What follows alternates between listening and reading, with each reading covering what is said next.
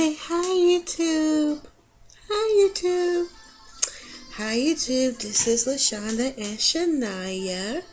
I know I promised you a video of us, and since it's almost time for her feeding, she's wide awake, so she may get a little rowdy. But this is Miss Shanyia. She had a visiting nurse appointment today, and she is 5 pounds and 7 ounces, which is awesome. Shania came home at 4 pounds exactly and 35 weeks. And Shania is now 38 weeks. No, I'm sorry, she came home at 34 weeks. No, 35, because she'll be 8 weeks next week. So she's looking up at me. Hi, beautiful. I'm sorry about the glare from all the lights. Sorry about my hair. Just been really, really busy and taking care of this little lady. It's wonderful. And for those of you that's wondering why you can't view my video from mobile, it's because of the songs that I have in there. Because of the copyrights, you can't view it mobily. It has to be done on a computer. So I'm so sorry. I didn't think about that before I made it. What I'll do is I'll redo it and take out the music there for everybody to see her slideshow. And as you can see, her nipples are red. Those are premature nipples. She cannot have regular nipples as of right now, because the flow of a regular nipple is too fast for her. So she's on the extra slow flow premature nipple, which she's done great with. Tomorrow I'll make another video to show you her lips. Her lips have blisters. And the reason for the blisters on her lips is because she was trying to suck too hard from a regular slow flow nipple, and it caused blisters on her lips. And the doctor says it's perfectly normal, that they'll continue to peel until they go away. And believe me, I hate seeing them on her lips. It makes me feel so bad that my baby had to try so hard to eat. The milk she's on is Neoshore. It's 22 calories an ounce. It's made specifically for premature babies. And it's not good for her stomach. We've had a lot of digestive issues, but because she is getting good, adequate amount of weight, they will not change her milk, which is, it upsets me because she's aggravated, she's gassy, she's constipated. We have to actually use suppositories to help her go. Now, I have did the stimulation, the bicycle, the pull up, everything, and it doesn't work.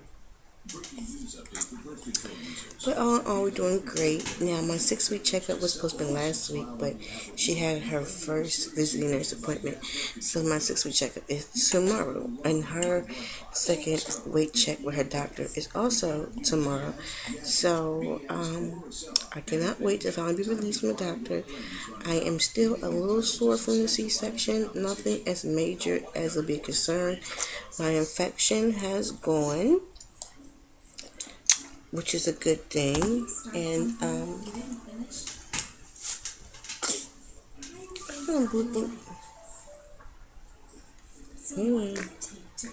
my infection is gone, which I'm grateful for. I will burp you in a second. And everything in me is fine. I'm down 60 pounds. Yes, 60 pounds since getting pregnant, and since before pregnancy, birth, and everything. I'm down 60 pounds. I started out in the 290s, and I'm now in the 230s. 237 was my last weight, and I still can't believe it. My clothes are big and everything, and as all of you ladies know, I did not gain no weight when I was pregnant because of how sick I was with the hyperemesis, I believe it was. I was sick for 21 weeks straight. I threw up almost on a daily basis, multiple times a day. It's hard to believe that she came out at 2 pounds and 14 ounces when she was born. Other than that, I'm enjoying it. I will do a day in the life of a preemie I will do one of those probably on a day that we don't have any appointments.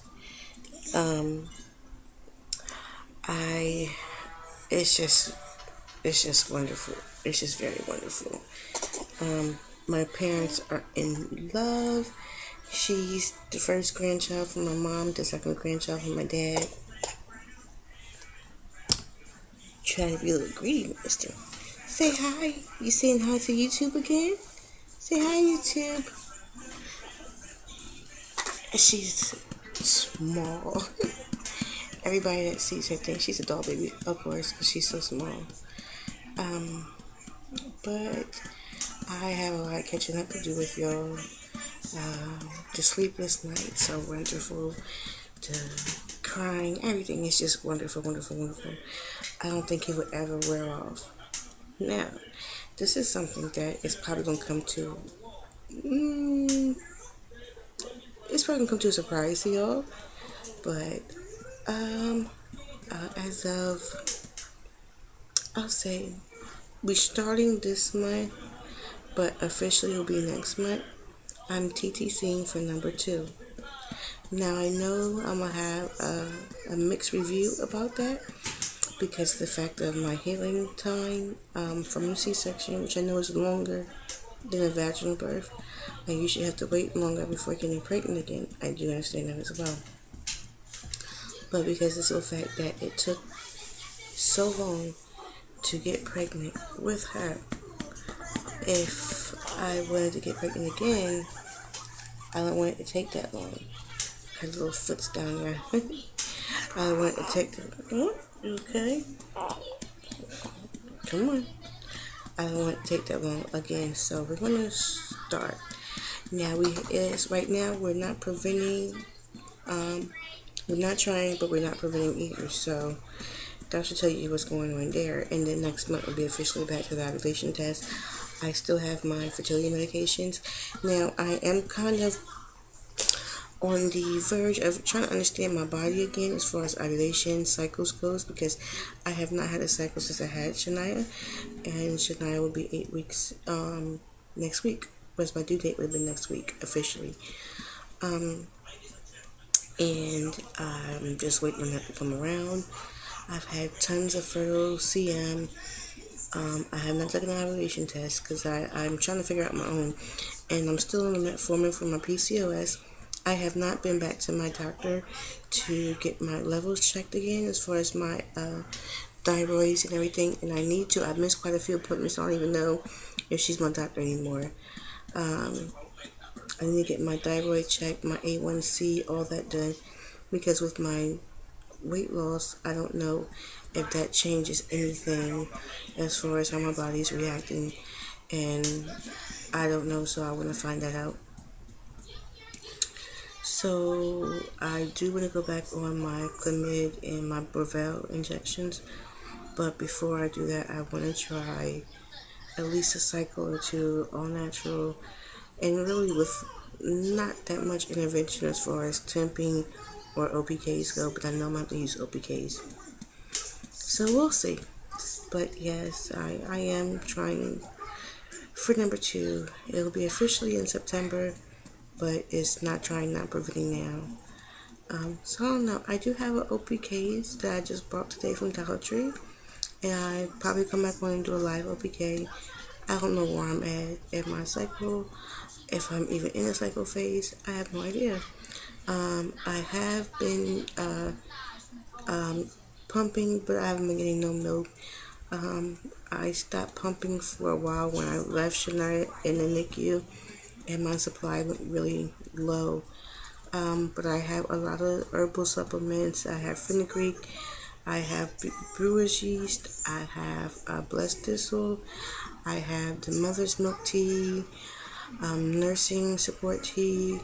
Between me starting those and pumping, I should get a supply back, because I do put her 2 breasts, and she latches one for a few seconds, and then she just starts to cry because all I literally have is drops. And as long as she's getting something from her breast, I feel confident with it, but I would really love to give her more.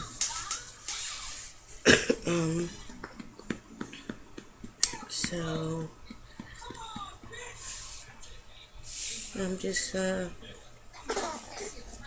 it's just a lot that's going on right now. But all in all, I am glad to be back. I'm glad you liked the slideshow. Again, like I state, I have a lot more stuff that has to be published. I have videos that's ready to go and that I never had a chance to do anything with because of my hospital stay. My experience at the Ronald McDonald House was awesome. Everybody was so nice, and I thought I had to leave. I only booked my stay there for 3 days, and I just so happened started talking to a resident there, and she said, well, if your needs change, you don't have to leave per se. You can still stay here. I said, so I won't have to check out and check back in. She said, no, just talk to the social worker. And I did. I talked to the social worker, and she was like, how long do you need, a month? I said, yes. I said, I just busted out crying. I was like, thank you so much, because I didn't know what to do. I didn't want to leave. I didn't want to leave Shanyia again. I did not. And I did the hospital stays in the family room, which you could not go there every day, and you could not check in till 8 o'clock at night. So, and my transportation was very limited. My boyfriend, husband, whatever you want to call him, because we're everything, he worked till 8 p.m. and I couldn't expect him to take me up there. He worked 10 days straight, 4 days off. My mom is about 2 hours away from Shanyia. His mom, she works. It was just so hectic trying to get to see her. That's why I did not waste any moment I had with her. So when I finally got the blessings, only I call it the blessing, to be there, I took it. I met a lot of nice, wonderful people. I was my shy self, and then people started talking to me and telling me their story, and it's so crazy because I met a lot of children that was very lucky, very lucky. One girl in particular has stage 4 cancer, stage 4 leukemia. She's in her last stages, and just her spirits and how happy she was, and it was just a bittersweet moment to know that stage 4 is pretty, terminal, and it is. She knows she's gonna die, and it's sad. Because she talked to me and she said, when I seen you, you look so sad. And she's 14 years old. And she talked to me, and she helped me break my shell and start talking to people. And there was so many nice people. It was so helpful. I'm going to go to sleep while I'm on the video. So, my whole ordeal with her, she's going to cry because she hates being moved.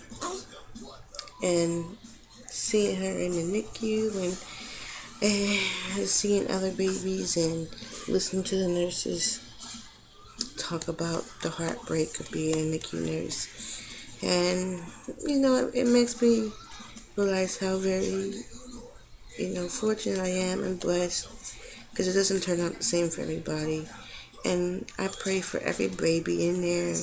Believe me, I listened to every alarm. I checked on every baby. I talked about every single baby. If a baby's alarm went off and I didn't see a nurse directly right there, I would call and get someone. I know I was there for Shanyia, but I was always checking on other babies as well. And when their moms and family members used to come, I used to be like, yes, I always check on your baby.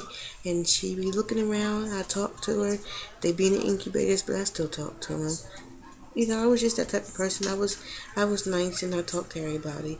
I got to know a lot of nurses, a lot of parents, and everything. Because her ward where she was at was pretty much locked down, like every NICU ward, but every newborn ward was on lockdown. And I talked to everybody.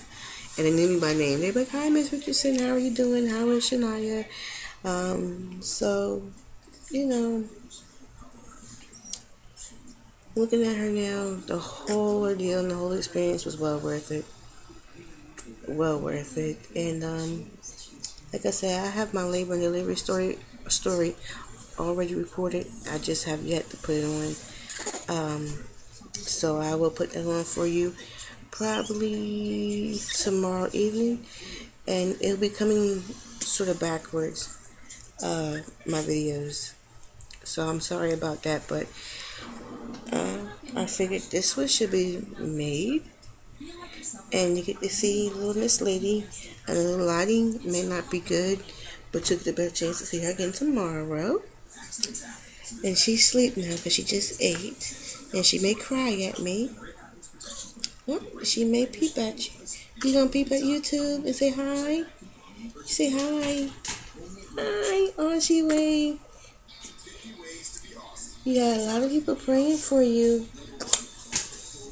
Yeah, she did. Well, alright, ladies, because she's about to get a little rowdy. My little Miss Cuffit here. Oh, and she scratches me too. Where are you going?